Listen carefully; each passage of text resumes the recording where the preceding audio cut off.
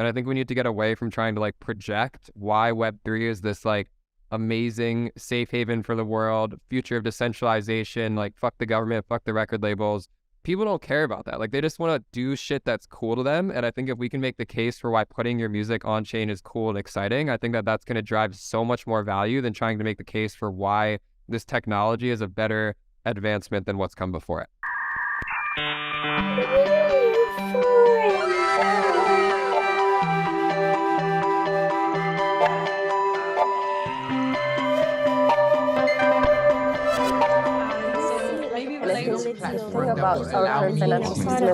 Hi everyone, and welcome back to Newforum. We are the Web3 podcast inviting purpose-driven visionaries, creators, and investors to spark accessible conversations on the topics of crypto, the metaverse, NFTs, and so much more. And on today's episode, I'm super excited because I have Coop Turley with me. And if you've been in the Web3 space, you have heard his name. He's a music NFT expert, advisor, angel investor, curator, and co-founder of Friends with Benefits, and also founder of Coop Records. Hi, Cooper. Happy to have you here. Excited to be here, and thank you for the amazing intro. So yeah, I just want to quickly give a shout out to you because you were probably one of the first people that I and all of my team members saw on a podcast when we got into the space. So could you give a brief overview of like where has your journey started and how did you ended up where you are right now? Absolutely. So I first got into crypto about 5 years ago during the ICO wave. I was fresh out of college looking for work as someone coming out of a music business degree and having no clue what I wanted to do with my life. Got really immersed into the crypto space in 2017, got really excited about DeFi in 2018 and 2019, started going to a bunch of developer conferences and just meeting some awesome people. And then when DAOs came around, as you alluded to, started a social club called Friends with Benefits with some friends of mine. Got really excited about bringing creators into the space, moved out here to Los Angeles, started working with a project called Audius, which is a music streaming platform. And then I started to work with creators on their NFT strategy. And I think as many of us know from listening to this podcast, the last year and a half in crypto was pretty crazy. You know, I remember very early on in 2017, 2018, it was kind of this weird niche thing that like, if you knew, you knew, but you didn't really talk about it because you didn't want to like feel embarrassed by it. And you couldn't pay someone to listen to you talk about DeFi for a long time. And so when NFTs came around and I was here in Los Angeles, all of a sudden every creator, photographer, model that I knew was like, I want to do NFTs of blank. And so I really positioned myself as someone that could help people navigate the space. I had been around for long enough to be able to know some of the do's and don'ts, just like the etiquette and the literature that you should do to help talk about your work and what communities to join. And then more recently, as music started to become a thing, I got really excited about this idea of empowering artists. So I started collecting songs on platform like Catalog and Sound. And then most recently, I started a venture fund called Coop Records. And the goal with that has really just been to empower this next generation of music, work with really early stage artists. And most recently from that, help to bring more established artists into the space to give this whole Web3 music, movement a little bit of energy and help to figure out where the next chapter is going to be. Amazing. I admire your story a lot. And for instance, like based on my knowledge as an artist, you probably only make a little money of your streams. And I know a lot of my friends who are artists as well. And how does like this change with music NFTs or like with the change of Web3? Like what is the promise and how is the current state of the music NFT space, you would say?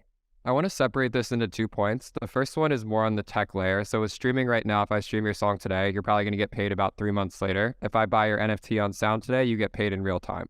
And so I think it's important just to highlight the rate at which you get paid is much faster with crypto, and the amount the artists are receiving per fan is a lot higher. So on Spotify, when I stream your song, you're getting about a third of a penny. And when I buy an NFT on Sound, you're getting anywhere from $1 to $10, let's call it. And so just that alone, you can think of every NFT that's purchased on Sound being equivalent to thousands of streams on Spotify. I think the bigger picture here, though, is there are millions of artists on Spotify. As we all know, music is very, very abundant, and it's the best thing about it. But it's really, really hard to stand out today. If you're an emerging artist that's just starting your career and you're going on TikTok and you're going on Spotify, being able to break through that noise is very difficult. And so what I think the real value of Web3 is it's a new pocket and a new opportunity. It's a space that's very undercrowded right now. I'd say there's less than 1,000 artists in the world that are using Web3 music very seriously. And if you're someone that wants to build a brand and a name for yourself, going in through the vehicle of Web3 and being able to kind of position yourself in the space of this new emerging culture, I think that there's such an exciting opportunity to really break through the noise because you're building and working in a space that isn't very saturated right now, which is actually very rare for music as a whole. I don't know why it just came into my mind, but I'm remembering Nipsey Hussle was like, there's a story about him, how he was selling, I think, CDs. And somehow this reminded me again of like the NFTs because it's so niche and it's like something nobody really thinks about on like maybe a couple hundred people who are like in the space right now. So I'm wondering, why should I even collect NFTs? Like if there's so much music out there and I can listen to the artist for free, like how would you say should the artist have their NFT structure with their music? Like how do you plan this NFT structure? I would love to know more about the details behind how you advise people. Totally. I think the reason to release NFTs of your music is to allow fans to build deeper relationships with your artist project. You know, if I go on Spotify and I like a track, add it to a playlist, share it to an Instagram story, that's a very ephemeral experience. But when you're collecting an NFT, you can go a lot deeper on that relationship with the creator. So today what that looks like is you buy an NFT on Sound, you can join a collector chat that has maybe 50 to 100 people in it. And chances are if you buy an NFT from an artist today, there is an extremely high likelihood that that artist is going to see you, notice you, and probably interact with you. And I know that feels like a very basic thing, but for a lot of fans, it's very challenging to get an artist's attention. And so I think the main reason why you would buy an NFT as a fan is really just to say, hey, I really love this song. It resonated with me. And if I want to tell that artist how much it meant to me, I think buying an NFT is the best way to actually get their attention. I'd say more than that, a reason why I'm personally excited about collecting NFTs is I've been a curator my whole life. You know, before I was in music, or before I was in crypto, I should say, I was writing for music blogs. I was finding acts when they had 1,000 followers on SoundCloud, and I would watch them go on to have a crazy career and sell at stadiums. And I think what NFTs unlock is this ability for you to actually buy in early to your curation and your taste. You know, you could actually find an artist when they have 1,000 followers on Sound and they've only sold 10, 15, 20 NFTs, and you can be there first to buy that. And so now when someone says, oh, I found this artist first, you can just go look at their profile. You can go to OpenSea, you can go and see, did they actually collect this NFT? And I think it allows you to really feel confident about how early on you were to an artist. And I'd say for the artists themselves, it's been quite a long narrative in terms of like why you would do NFTs. You know, there was a period in time when, being very direct, you could make a lot of money off of it. You know, if you were just in crypto and you were an artist who had a following and you were dropping NFTs, you can make a lot of money. And being very honest, I think that a lot of people are really excited about that. Now that we're in a bear market, I think that the conversation is a little bit different. I think for me, it's kind of like, if you could just get one more collector and you can get one more person to really connect with your music, why would you not do that? And so the narrative that I've been using is this music is all going to be on chain at some point in the future. You know, you have the opportunity to be really early on to that right now. And the structure of this is becoming a lot more accessible. For those who aren't aware, with Sound XYZ, the most current drop format is you're selling your NFT for 0.005 ETH, which is about $8 to $10 on any given day. It's an open edition. And then following the first 24 hours, every additional NFT gets a little bit more expensive. And so these songs are basically unlimited in their supply, but they're designed in such a way that as new collectors come into the market, early collectors are rewarded. And I think for artists, this is really exciting because we're kind of removing this need for them to have to say, song 1, I want to do 50 editions at 0.03. Song 2, I want to do 100 editions at 0.01. I think artists are amazing at making music. And I think in a lot of ways, what we need for Web3 to scale more broadly is for creators to feel confident that platforms are able to help guide them through the best way to release their NFTs, versus right now, which I feel like in a lot of ways we're expecting artists to be economists on top of artists. And I just don't know if that's really a scalable model.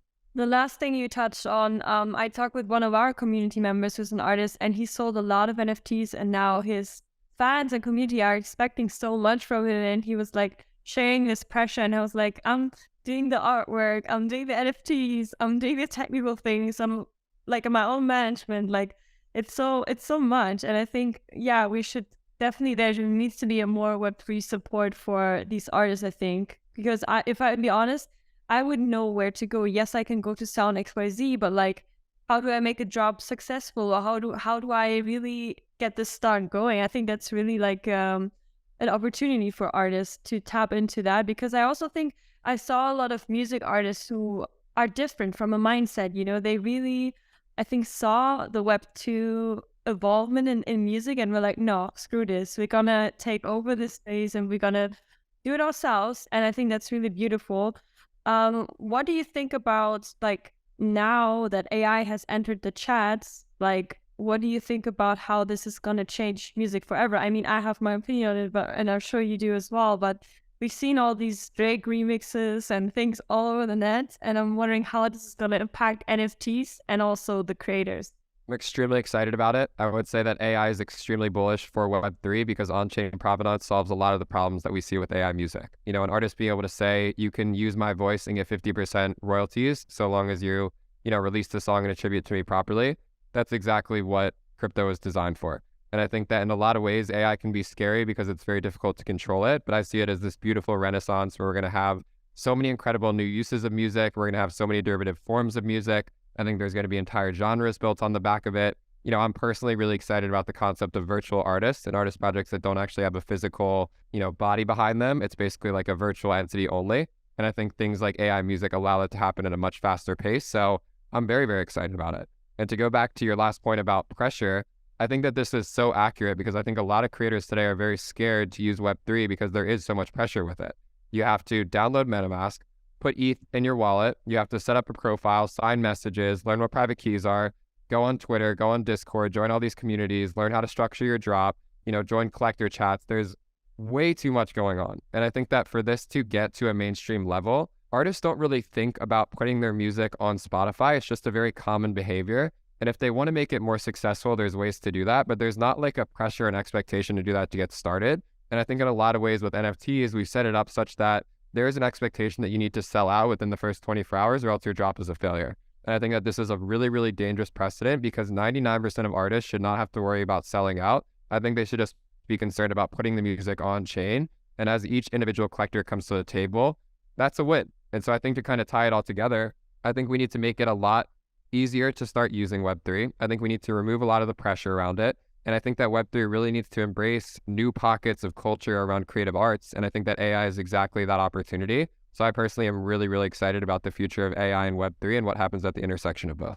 I love the last thing you said, like there's so much pressure because I think there's a lot of big NFT collections that sell out, like you said. And if they don't sell out, you're like a failed artist. And it's like, we exactly wanted to prevent that kind of mindset, like from art. Like that's what the Web3 space is about, right? Like there should be an equal level of like people. Like there's not like this one person who's like the superstar person and then all the others are like not valuable. I think that's, yeah, you're so right with that. And it's interesting. I think Grimes also talked about how she's gonna, distribute all her music as well through AI. And I think it's interesting to see what's coming up. I'm definitely curious.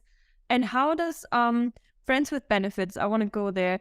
I know you guys also plan events and everything. How does this like interplay with the online world? Let's say how do you think this is like strengthening the community, or how do you think should we balance this on-offline relationship? You said you like the idea of virtual artists, but do you think like the offline world should also be a part of the Web3 world, or how do you think about that?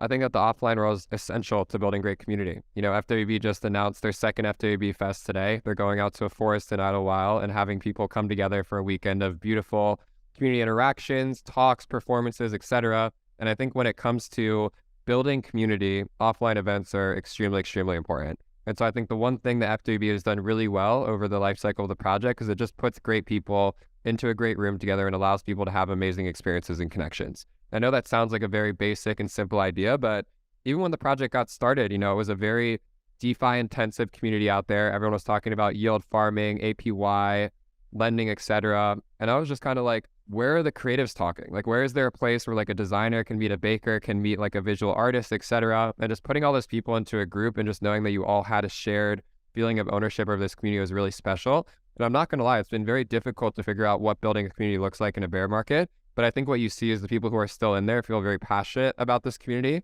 I think they feel a sense of identity around it. And I think a really big part of that is because it's not only a Discord server, it's you actually being able to go to these IRL events all across the country and around the world and see the same people and feel like you're actually a part of something that's much bigger than yourself. I definitely agree. And the times I went to events, especially the creator events, I felt like there was a shared common understanding and like meeting like all of my internet friends. And it didn't matter if it was an artist or a designer or an investor. It was just like, okay, we all share somewhat of a similar mission with Web3. And it's like now, yeah, it's a bit, since the bear market, it kind of like moved a bit down. But I'm still thinking that this is the future. The tools that we have at hand are the future. I'm wondering, so with Coop Records, where do you see like your focus with the project, and where do you see like yourself evolve to within the music industry and within Web3 maybe? So glad you asked, because I'm extremely excited about Coop Records' position right now. It's very simple. We are looking to put great music on chain.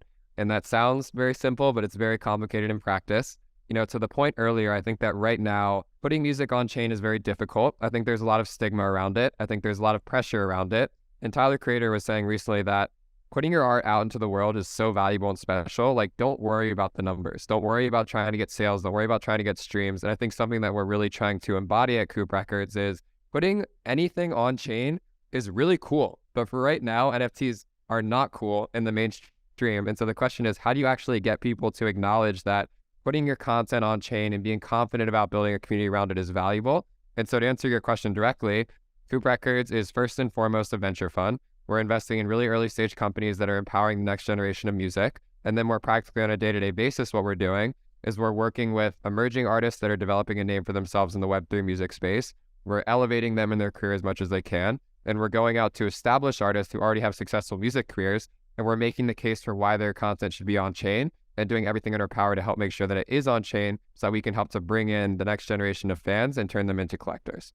I think this is such a gap in the market. Like, nobody's actually taking care of that side at the moment. And I'm also like wondering, like you just mentioned Tyler, the Creator, why nobody of these bigger, I would say, artists have, yes, we've seen examples, but I feel like none of the really culturally important people have done something with NFTs, and that is not like, oh, like some scammy NFT, but like something like, hey, you can get an NFT and you can maybe get a vinyl or some, like some, I don't know, like I just feel like there's so much potential for them as well, but they haven't really tapped into it. I mean, you mentioned the word culture there, and I think that that's exactly it. I think one of the issues right now is that we lead with the word NFT and we lead with the technology, but I think the thing that's going to get culturally relevant people to come and put their content on chain is because there's actually a cultural movement happening that they feel like they need to be a part of. I think right now NFTs are a very scary connotation to people. I think anyone that has a large traditional fan base knows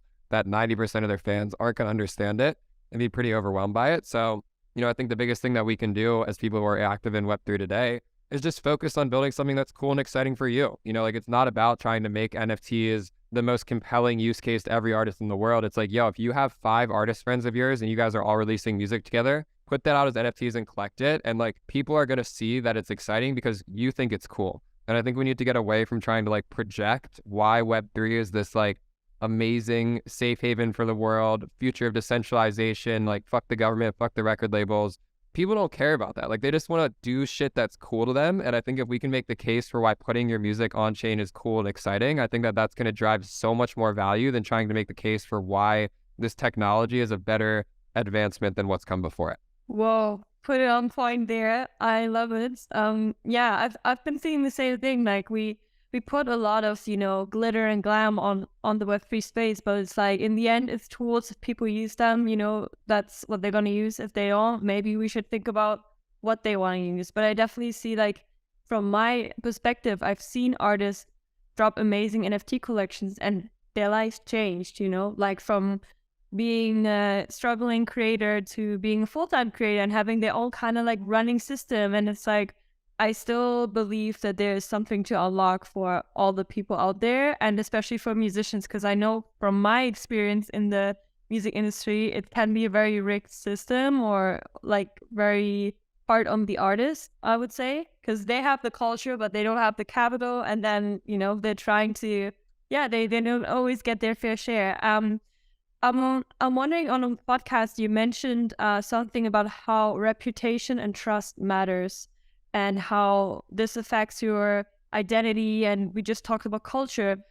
I'm wondering, what do you think are the solutions for that? Like we build all these online identities and reputation systems, or like we build up culture even, and all of a sudden one day it can be wiped out. Somebody can decide to delete my Instagram, delete my TikTok, whatever, and I can literally do nothing about it. And it's gone. So I'm wondering, what do you think in terms of like trust, identity, and these type of things online? Like, how do we deal with that, or how do we safeguard our creativity online? I think that the obvious answer here is to talk about like on-chain identity and credentials that can be brought across multiple platforms. I'm going to take a more esoteric approach to this because it's something that feels exciting to talk about. You mentioned earlier how important offline events are. I'm a very strong believer in the strength of your 5 closest relationships. And I think in a lot of ways, your trust and your reputation is about how much you're able to help empower the lives of the people around you. And so I think followers are important. Don't get me wrong, like Twitter, Instagram, etc. If Twitter went down tomorrow and I lost all my followers, I'd be really sad about that. But I know that the game is always going to change. There's always going to be a new platform. There's always going to be a new spot to grow followers. And with that new spot, there's always going to be a new opportunity to make a name and a voice for yourself. So I think as far as what reputation and trust means to me today, it's like, what is your voice and your message that you're carrying across every platform?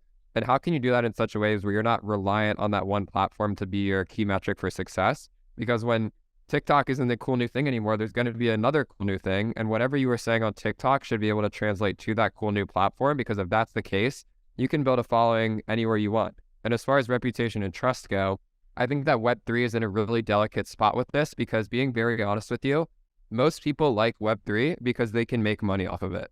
Like, for example, we're seeing all these meme coins this week, and it's the most exciting that crypto has been in months because people bought Pepe and they made 1,000x and they're fired up about it. And so I think in a lot of ways, when it comes to trust and reputation, what people are looking for out of people in Web3 broadly, not everyone, is who's going to be able to make me the most money? Who are the Twitter accounts that I can follow that are going to post an NFT earlier, post a token early that's going to go up? And so I think that's something that we need to do a better job at. And what I really love about this podcast is helping people understand that there are roles and personalities to be filled within the space that aren't concerned about only making money, but it actually talks about the more important values of how to build culture and community and the importance of being able to empower people's lives. And I'm very optimistic that when it comes to building reputation and trust in Web3, ideally, we're not only looking at who can make me the most money, but we're actually looking at who's actually collecting NFTs from these artists, who's actually in these different group chats and these collectives, who's actually contributing to DAOs and voting on proposals. But the reality is that's a very special type of person that cares about those type of things. And so I also think we need to be very practical about recognizing that most people want to make some money trading some shit coins. And I think as far as building reputation and trust is concerned, be really delicate about what you're telling people to buy, because the second you tell them to buy something that goes to zero, ends up being a rug, that's exactly when things can start turning against you. Oh, this is really touching me right now, because it's like, I feel like it's great, obviously, to see your friends win, to see people win on the internet. I'm all for it, but I feel like there's a cap of like how that really can fulfill somebody.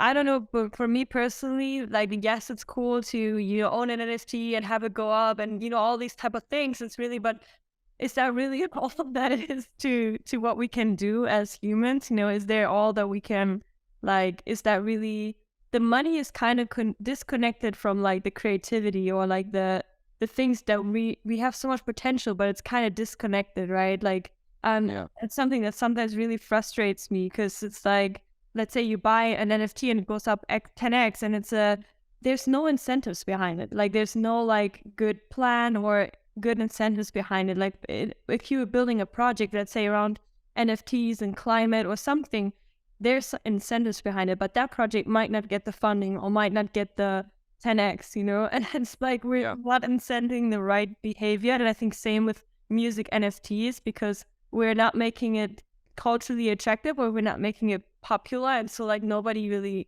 like, people care about just the people in the space, And I think it's something I'm sometimes a bit iffy about, or we talk about on Newforum as well, because it's like, totally, there's so many creators and they make amazing things and they have amazing ideas, but they don't get the share, or they don't get the upper hand. But I think that's another topic. But I would say a couple of reactions to that. Number one, that's showbiz, baby. I think that the world is full of people not getting the recognition that they deserve. And I think Web3 is no different from that.